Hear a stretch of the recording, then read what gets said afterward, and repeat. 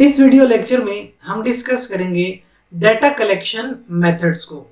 देखिए, data collection जो है वो दो तरह का होता है। ठीक है, दो ही मेजर मेथड्स हैं।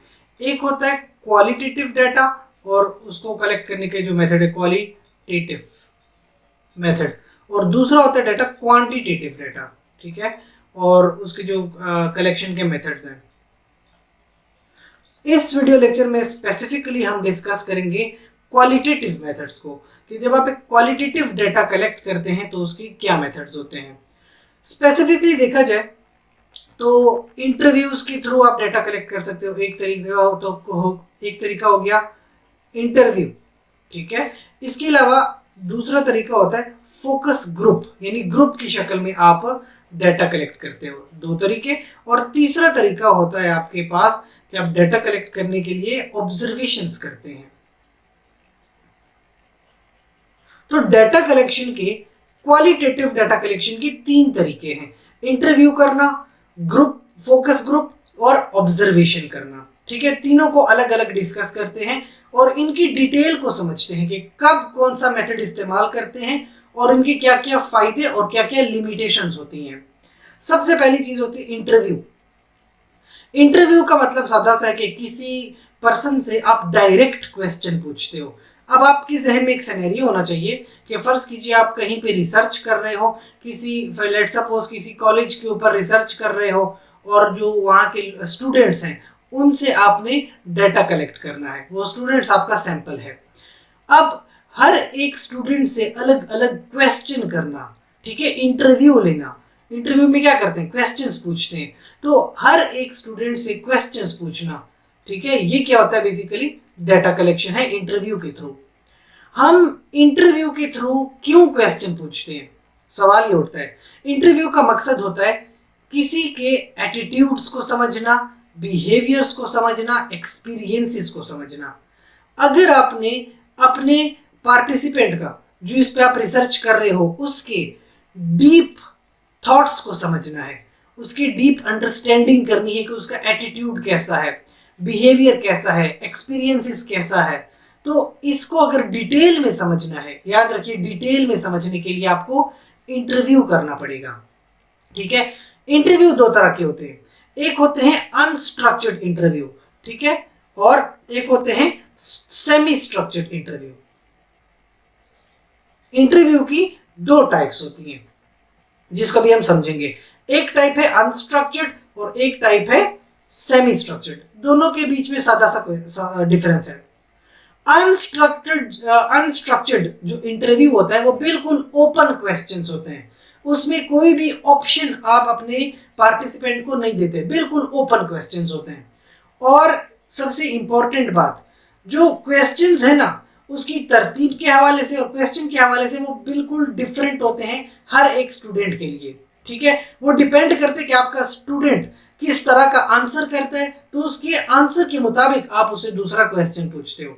सबसे पहले डिस्कस करते हैं अनस्ट्रक्चर्ड क्वेश्चन को। वो क्या करता है कि वो अपने जो रिस्पोंडेंट है, जो आपका पार्टिसिपेंट है, उससे आप किसी भी तरह का क्वेश्चन करो, वो अपनी स्टोरी सुनाएगा, वो अपना आंसर देगा। वो जिस तरीके से आंसर देता है वो उसकी अपनी मर्जी है, आप उसके आंसर को इन्फ्लुएंस नहीं कर सकते। बस जैसे भी वो आंसर देगा वो आपको एक डिटेल्ड आंसर प्रोवाइड करेगा। ये एक बहुत इंपॉर्टेंट चीज होती है अनस्ट्रक्चर्ड क्वेश्चन में। ठीक है, इसका जो ऑब्जेक्टिव है, अनस्ट्रक्चर्ड क्वेश्चन पूछने का ऑब्जेक्टिव क्या है, it is to find out what kind of things are happening rather than to determine the frequency of predetermined kind of things. जरूरी चीज what kind of things are happening. एक important चीज ये होती है कि अनस्ट्रक्चर्ड क्वेश्चन में आपको पहले से कोई नॉलेज नहीं होता कि एक्चुअल में हो क्या रहा है, आपको रियलिटी का पता नहीं होता। रिसर्च आप इसलिए करते हो ना कि आपको कुछ रियलिटी के बारे में पता करवाना है, आपको कुछ फैक्ट्स जानने हैं। तो अगर आपको बिल्कुल रियलिटी का नहीं पता, आपको फैक्ट्स का बिल्कुल भी नहीं पता, तो फिर जो आप इंटरव्यू लोगे वो अनस्ट्रक्चर्ड होगा।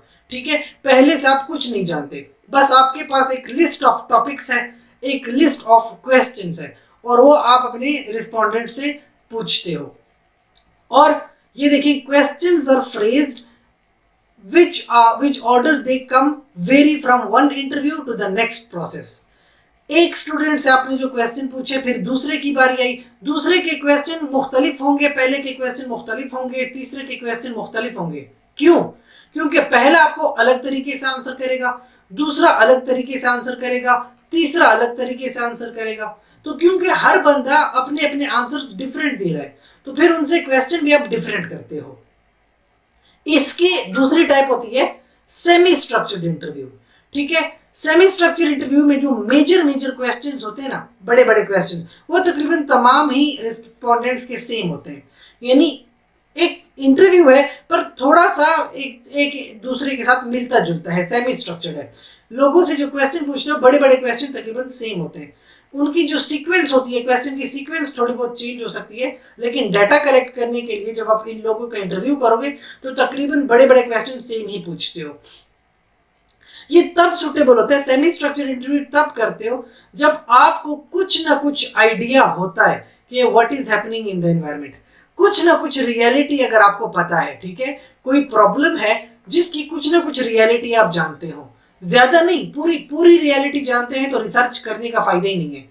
कुछ ना कुछ रियलिटी, कुछ ना कुछ फैक्ट्स आपको पता है, तो इसलिए फिर आप जो क्वेश्चन पूछोगे वो इस रियलिटी के अकॉर्डिंग पूछोगे, इस फैक्ट के अकॉर्डिंग पूछोगे। तो इसलिए क्या होता है कि जो क्वेश्चंस होते हैं वो तकरीबन सेम होते हैं।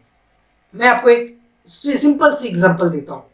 फर्ज कीजिए आप कोई रिसर्च कर रहे हो, एक कॉलेज है, उसमें एक इवेंट हुआ है, कोई भी इवेंट हो गया जिसके ऊपर आप एक रिसर्च कर रहे हो। अगर आपको उस इवेंट के बारे में बिल्कुल कुछ नहीं पता कि यहाँ पे क्या हुआ है, कुछ भी नहीं जानते, तो आप क्वेश्चन करोगे अनस्ट्रक्चर्ड। ठीक है, आपको कुछ पता ही नहीं है तो अनस्ट्रक्चर्ड क्वेश्चन कि यहाँ पे क्या हुआ। आपका सवाल क्या होगा, यहाँ पे क्या हुआ, कैसे हुआ, कब हुआ। फर्ज कीजिए आपको एक इवेंट है जिसका कुछ ना कुछ पता है कि फर्ज कीजिए 25 तारीख को, 25 मार्च को किसी कॉलेज में कोई इवेंट हुआ था। अब जो आप लोगों से सवाल पूछोगे वो थोड़े से स्ट्रक्चर्ड होंगे। अपने स्टूडेंट से पूछोगे कि 25 मार्च को क्या इवेंट हुआ था, 25 मार्च को जो इवेंट हुआ था उसके बारे में बताएं। इस तरीके के सवाल होंगे। तो देखिए कुछ ना कुछ फर्क है। अनस्ट्रक्चर्ड में आप कुछ नहीं जानते, सेमी स्ट्रक्चर्ड में कुछ ना कुछ आप जानते हैं और उसके हवाले से आप सवाल पूछते हो। अच्छा, यहां पे आपने सिर्फ ये देखना है कि द रिसर्चर शुड एंश्योर, आपने इस बात को यकीन दिलाना है, there is no danger of loss of meaning as a consequence of imposing a standard way of asking the question. देखिए इंटरव्यू का मकसद क्या होता है कि आपने लोगों के डीप बिहेवियर्स और एटीट्यूड्स को समझना है। तो जब आप लोगों का एक इंटरव्यू लोगे ना, तो आपने सिर्फ ये देखना है कि आप उन लोगों को इन्फ्लुएंस ना करें कि वो आपके मुताबिक जवाब दें। आप उन ही को स्टडी करो कि जिस तरह से वो आपको आंसर करते हैं।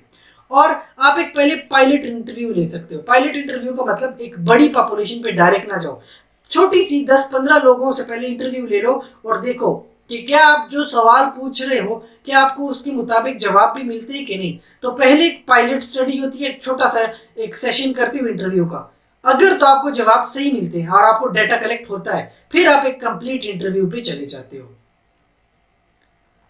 अच्छा, इस पैराग्राफ में लिखा है रिगार्डलेस ऑफ वेदर अनस्ट्रक्चर्ड और semi structured, the question posed during the interview should be open end as possible.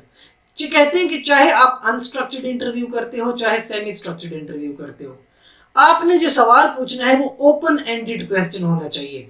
जैसे कि मैंने आपको एग्जांपल दी ना कि फर्ज कीजिए कहीं पे कोई इवेंट हुआ है, तो इसके हवाले से अगर आपने क्वेश्चन पूछना है तो वो दो तरीके से हो सकता है। एक तो ये कि यहाँ पे जो इवेंट हुआ है वो गुड था या बैड था। अब क्या ये ओपन एंडेड क्वेश्चन है, आपने इंटरव्यू से डायरेक्ट पूछ लिया कि या तो वो अच्छा था या वो बुरा था, दो ही ऑप्शंस दी हैं, तो ये ओपन एंडेड तो नहीं है, यानी वो एक ऑप्शन बताएगा। लेकिन अगर आप सवाल पूछोगे कि इस इंटरव्यू के बारे में बताएं, इस इंटरव्यू का आप या इस इवेंट का एक्सपीरियंस बताएं, इस इवेंट का एक्सपीरियंस कैसा रहा आपका, तो अब वो आपको एक पूरी स्टोरी सुना देगा। यानी बहुत ओपन एंडेड क्वेश्चन है। अगर तो उसका एक्सपीरियंस बुरा है तो फिर आपको एक पूरी लंबी कहानी सुना देगा जो कि उसने वहां पे ऑब्जर्व किया, और अगर उसका एक्सपीरियंस अच्छा है तो वो आपको एक बहुत अच्छी कहानी सुना देगा। तो यानी कि आपने इंटरव्यू में हमेशा ओपन एंडेड क्वेश्चन पूछने के, वो जो आपका रिस्पोंडेंट है वो आपको एक पूरी अपनी जो है आपको एक पूरा अपना वाकया सुना दे। फिर जो आपकी क्वेश्चनिंग टेक्निक होगी, that should encourage respondents to communicate their underlying attitude, belief, value. इस बात को समझिए कि जब वो अपना जवाब देना तो बिल्कुल अपने अंदर का जो रियल उसका बिलीफ था, जो रियल उसकी एटीट्यूड्स थे वो बताए। ठीक है, यहाँ पे थोड़ी बहुत प्रॉब्लम होती है। जो इंटरव्यूवी होता है यानी जिसका इंटरव्यू लिया जा रहा है, it is a lack of awareness of information is not used to putting feelings into words. ठीक है, कभी कभी क्या होता है कि आप जब इंटरव्यू ले रहे हो तो, या जिस पर्सन का इंटरव्यू हो रहा है वो जो आपका रिस्पोंडेंट है, आप उससे इंटरव्यू ले रहे हो लेकिन वो अपने रियल जज्बात जो है, जो उसके रियल एक्सपीरियंसेस थे, कभी कभी वो शो नहीं कर पा रहा। तो आपने करना क्या होता है, जो आप इंटरव्यू ले रहे हो ना, अब उसको आपने पहले यकीन दिलाना होता है। ठीक है, उसको आपने क्या करना होता है, उसको ऐसे फील करवाओ। ठीक है, कि वो बिल्कुल एक आपके साथ रिलैक्स रहे, कि जब भी आप उससे सवाल पूछते हो तो वो बिल्कुल आपके पास आपके साथ कॉन्फिडेंट फील करे। ठीक है, जब आप वो एक आपका जो इंटरव्यू है, जो आपका रिस्पोंडेंट है, जब वो आपके साथ रिलैक्स हो जाएगा, जब वो आपके साथ कॉन्फिडेंट हो जाएगा ना, यानी आप उसके साथ पहले थोड़ी सलाम दुआ करें, थोड़ी गपशप लगा लें, उसके बाद आप उसका इंटरव्यू शुरू करें, तो उससे होगा क्या कि वो आपके पास रिलैक्स हो जाएगा, कॉन्फिडेंट हो जाता है। वरना प्रॉब्लम ये होती है कि कभी कभी जो आप जिस अपने रिस्पोंडेंट का इंटरव्यू ले रहे हो वो थोड़ा क्वेश्चन से डर जाता है, might feel exposed by the question. फर्ज कीजिए कोई सेंसिटिव टॉपिक्स हैं, जैसे आपने कोई पॉलिटिकल इशू पे आप रिसर्च कर रहे हो, सेक्सुअल इशू पे रिसर्च है, या कोई बॉर्डर लाइन या इलीगल एक्टिविटीज या इलीगल बिहेवियर के ऊपर रिसर्च है, तो वहां पे वो थोड़े घबरा जाते हैं। तो आपने पहले अपने जो आपका रिस्पोंडेंट है उसको बड़ा कॉन्फिडेंट रखना पड़ता है। ठीक है, ताकि वो अपने रियल परसेप्शंस दे, जो आपको उसका रियल एक्सपीरियंस है वो बताए, जो आपकी रिक्वायरमेंट है। ठीक है, वरना क्या होगा कि जो जिस बंदे का आप इंटरव्यू ले रहे हैं ना, वो आपके जवाबात में कोई अपना ही एजेंडा, कोई अपनी ही लाइफ टॉपिक ले आएगा, कोई अपनी एजेंडा ले आएगा, और आप जो पूछ रहे थे उस वो बता नहीं पाएगा। ठीक है, तो आप पहले क्या करो, एक रिपोर्ट बनाओ। रैपट रैपट का मतलब क्या होता है कि आप पहले उससे सलाम दुआ करो, पहले उसको थोड़ा अपने साथ कॉन्फिडेंट कर लो, फिर उसके बाद आप उससे इंटरव्यू पूछो।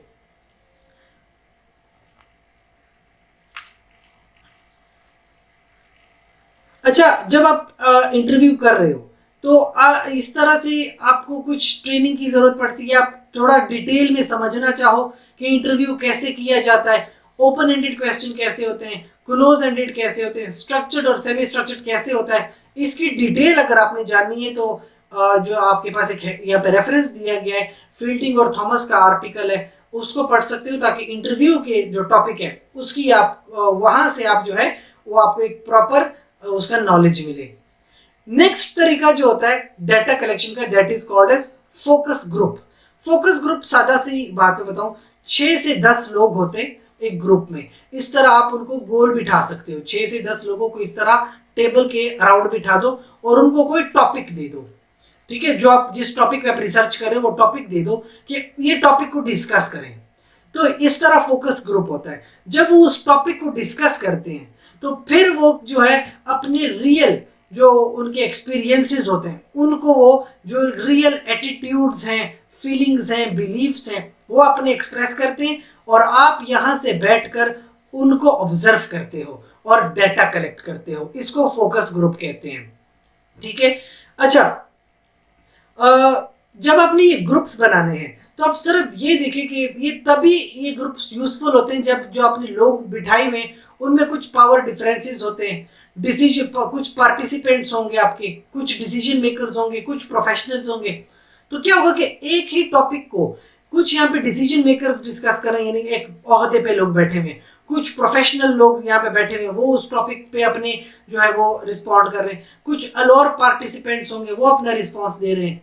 तो इस तरह से जो है वो एक आपको एक फोकस ग्रुप में एक डिस्कशंस चल रही है और आपको डाटा मिल रहा है।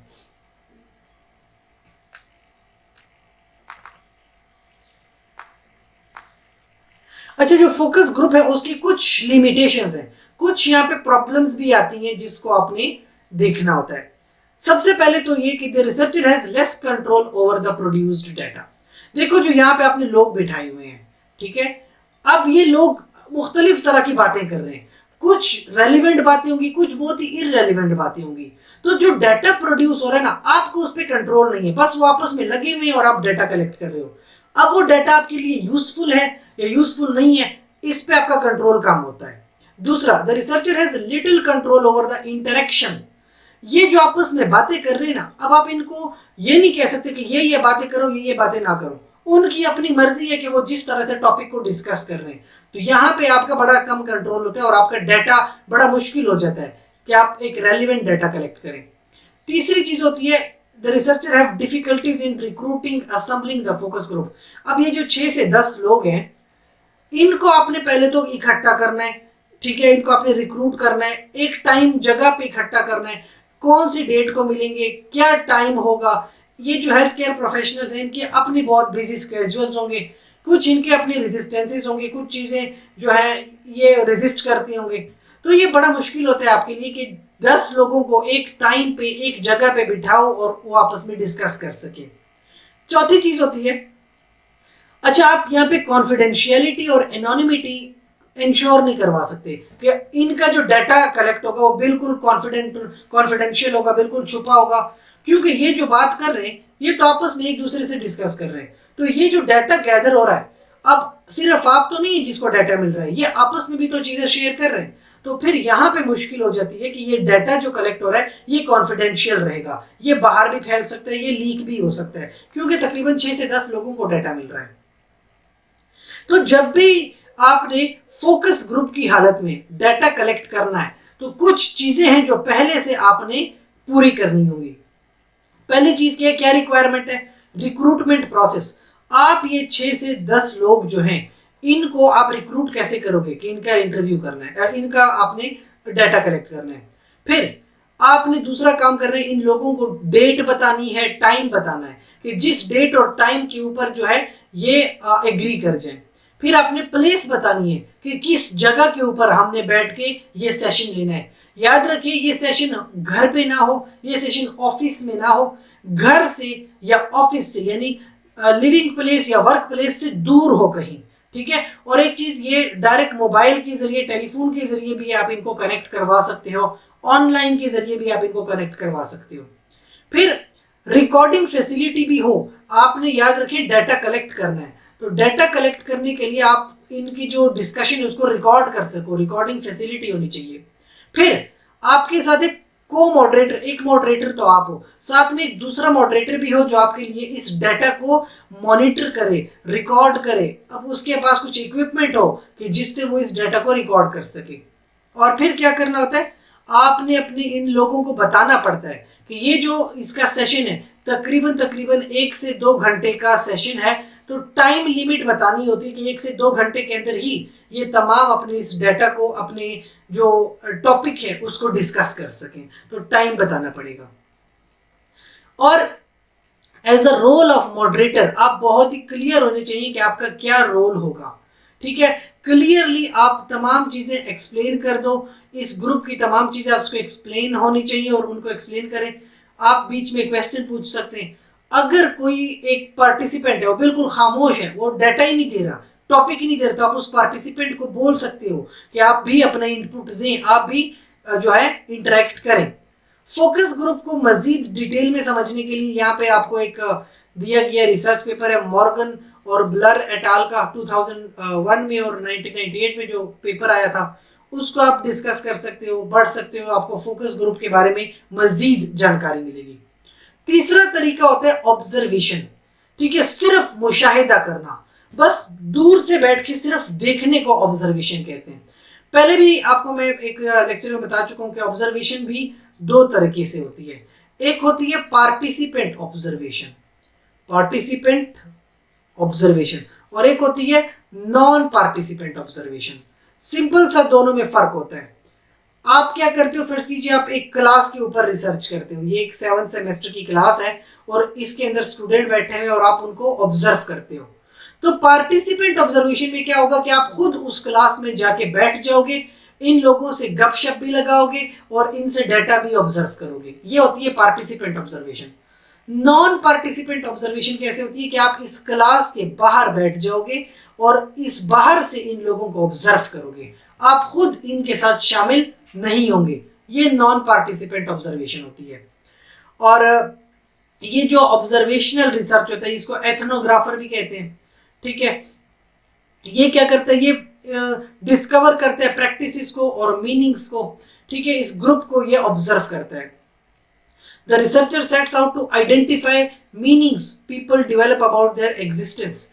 कि फर्स्ट कीजिए कि ये क्लास में जो ये लोग बैठे हैं तो ये क्या ऑब्जर्व करते हैं, क्या आप ऑब्जर्व करते हैं कि ये लोग इस क्लास में बैठे हैं तो इस इनके क्या एक्सपीरियंसेस हैं, इस क्लास के हवाले से ये किस तरह से जो है एक्सपीरियंस करते हैं, क्या इनकी जो आप पर्टिकुलर चीज़ें फाइंड आउट करना चाहते हैं वो किस तरह से बिलीव करते हैं। इसकी टिपिकल एग्जांपल दी गई है। फर्ज कीजिए कि एक जनरल प्रैक्टिशनर है, एक डॉक्टर बैठा हुआ है कहीं पे और वो मरीजों को देख रहा है और ये उस डॉक्टर का ऑफिस है और यहाँ पे वेटिंग रूम है जहाँ पे मरीज बैठे हुए हैं।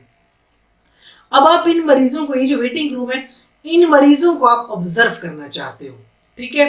तो आप एज ऑब्जर्व क्या करते हो, आपका एक पर्सपेक्टिव है पेशेंट वेटिंग का to be called by the doctor, कि पेशेंट जो यहाँ पे बैठे हुए वेट कर रहे हैं तो उनकी क्या तासुरात हैं।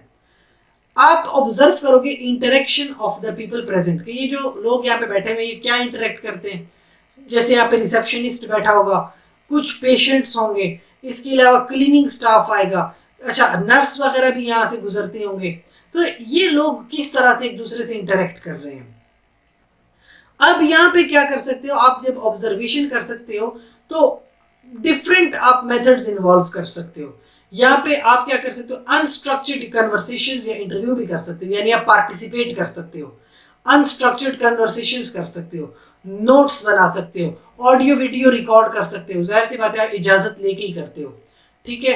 अच्छा, जितना भी डाटा कलेक्ट होता है, ठीक है, उसकी कुछ लिमिटेशंस भी हो सकती हैं, कुछ बाइसनेस भी आ सकती है। हो सकता है कुछ आपको डाटा कलेक्ट हुआ, वो आपको लगा कि नहीं इसको थोड़ा सा चेंज कर लेते हैं, तो बाइसनेस भी आ सकती है। यहाँ पे ये प्रॉब्लम है। डाटा कलेक्शन का सबसे बड़ा प्रॉब्लम क्या होता है, बाइसनेस का। अच्छा, नंबर ऑफ पॉइंट्स होते हैं कि जब आपको पहले से ही कॉग्निसेंट होना पड़ता है, पहले से अपने दिमाग में बिठाना पड़ता है कि आप किस तरह से ये ऑब्जर्वेशन करते हो, ठीक है। कुछ आपको चीज़ें रिक्वायर्ड होंगी। एक तो सेलेक्टिंग द फील्ड सेटिंग, आपने किस जगह से ऑब्जर्वेशन करनी है, कौन सी जगह की ऑब्जर्वेशन करनी है। फिर गेनिंग एक्सेस, आपने जिस जगह की ऑब्जर्वेशन करनी है वहां पे एक्सेस होनी चाहिए, ठीक है, यानी आपको वहां पे इजाजत हो रिसर्च करने की। फिर डिसाइड करना पड़ेगा कि जो आप पार्टिसिपेंट ऑब्जर्वेशन कर रहे हो क्या वो कंसील्ड हो, यानी बंद हो जाए, यानी वो कॉन्फिडेंशियल हो। फील्ड सेटिंग विदाउट इन्फॉर्मिंग, यानी आप किसी को भी इन्फॉर्म ना करो कि आप उनको ऑब्जर्व कर रहे हो, या ओपन हो, आप उन लोगों को बताओ कि आप एक रिसर्च कर रहे हो और आप उनका इंटरेक्शन ऑब्जर्व कर रहे हो। तो ये भी आपने डिसाइड करना पड़ेगा। ये डिपेंड करता है आपकी स्टडी किस तरह की है। फिर आपने रिकॉर्ड करना पड़ेगा, जो आप डाटा कलेक्ट कर रहे हो उसको रिकॉर्ड करो, और जो आप डाटा कलेक्ट हो रहा है उसको वैलिडेट करो कि आप जो डाटा कलेक्ट करो वो करेक्ट डाटा है, एक्यूरेट डाटा में है। तो इस तरीके से हमने पढ़ा कि आप क्या करते हो डाटा कलेक्शन के लिए। सबसे पहले आपने देखा इंटरव्यू, फिर आपने देखा फोकस ग्रुप, और तीसरी चीज होती है आपके पास ऑब्जर्वेशन। तो 3 तरीके हैं डाटा कलेक्ट करने के, और इन तीनों तरीके से आप क्या देख रहे हो, लोगों के बिलीफ क्या है, लोगों का एटीट्यूड क्या है, लोगों के एक्सपीरियंसेस क्या होते हैं, ठीक है, बहुत डिटेल्ड में आप समझते हो। एक और चीज होती है ट्राइंगुलेशन। ट्राइंगुलेशन का मतलब मिक्स मेथड। क्या चीज, मिक्स्ड मेथड को ट्राइंगुलेशन कहते हैं। एक नेक्स्ट इसके एक और आर्टिकल भी है जिसमें ट्राइंगुलेशन को डिटेल में डिस्कस किया गया है, उसकी टाइप्स के बारे में बताया गया है। बट ट्राइंगुलेशन क्या होती है, उससे आपको ज्यादा डिटेल्ड पिक्चर मिलती है। जब आप एक मिक्स्ड मेथड फॉलो करते हो ना, मुख्तलिफ तरीके अपनाते हो डाटा कलेक्ट करने के, तो मिक्स्ड मेथड से आपको ज्यादा डिटेल्ड पिक्चर मिल जाती है। मैं आपको समझाता हूँ कैसे। फॉर एग्जाम्पल, आप इन्वेस्टिगेट कर रहे हो पेशेंट्स को, कि जो आपने अभी डॉक्टर वाली एग्जाम्पल ली कि इस तरह एक डॉक्टर का ऑफिस है, यहाँ पे डॉक्टर पेशेंट्स देखता है और यहाँ पे पेशेंट बैठे हुए हैं और आप डाटा कलेक्ट कर रहे हो, तो आप मिक्स मेथड अपनाते हो।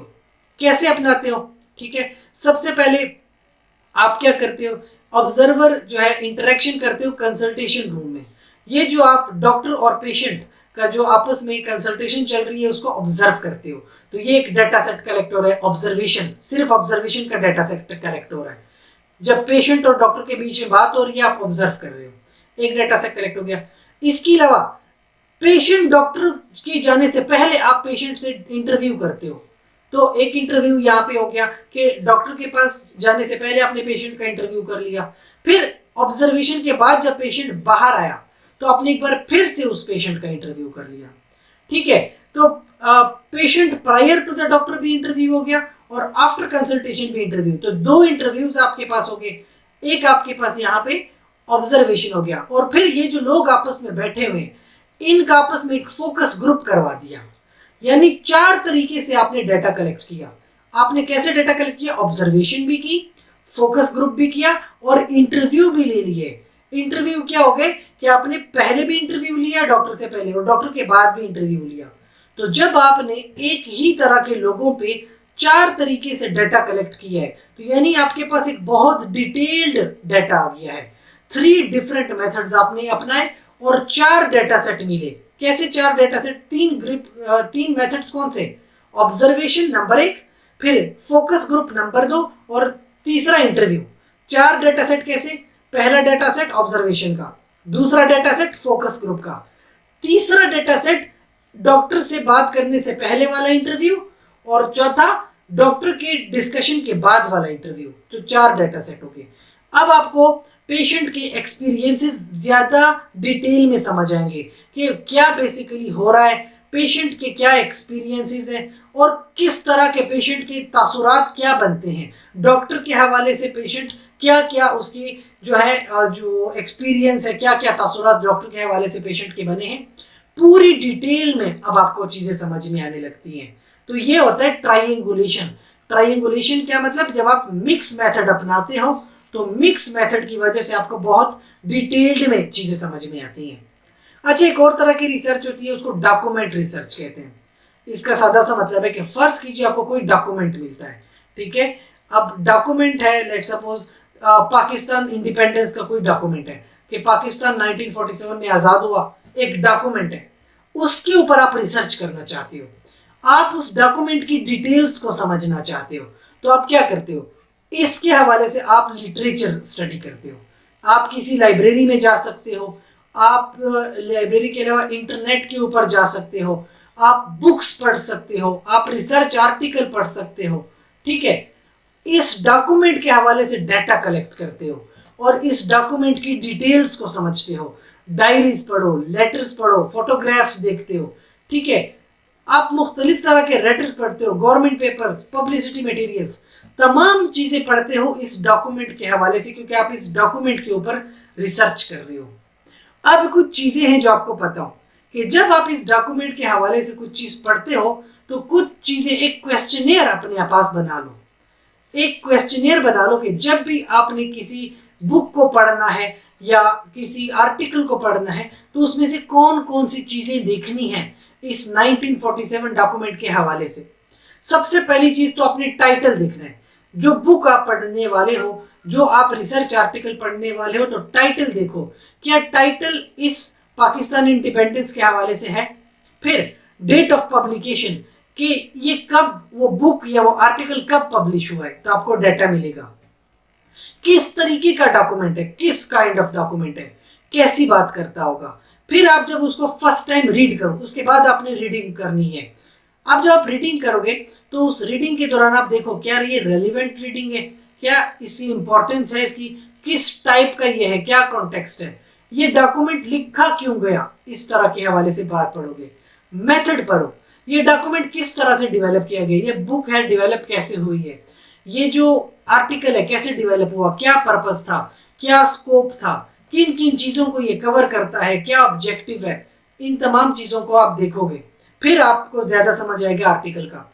उसके कंटेंट को समझें, एक्सेसिबिलिटी, रीडेबिलिटी, ओनरशिप, आर्गूमेंट, उन तमाम चीज़ों को समझो कि ये जो आर्टिकल आप पढ़ रहे हो ये रीडेबिलिटी इसकी क्या है, किसने लिखा है, किस तरह से आर्ग्यू किया गया, किस किस चीज़ों पे ये इम्प्लीमेंट होता है और एंड पे अपने नोट्स बनाओ और अपने थॉट्स बताओ कि आपने इस आर्टिकल से क्या सीखा है, अपने इस डॉक्यूमेंट के हवाले से। आपने ये जो बुक पढ़ी है, इस बुक में क्या आप सीखते हो इस 1947 जिस पे आप रिसर्च कर रहे हो उसके हवाले से। तो इस तरह एक डॉक्यूमेंट रिसर्च होती है। सो ये आपके पास एक पीडीएफ आर्टिकल था जो कि एमयू में पढ़ाया गया है, तो ये आपको एक वीडियो फॉर्म में मिल गया है। नेक्स्ट वीडियो में ट्रायंगुलेशन की डिटेल है वो मैं आपको समझा देता हूँ।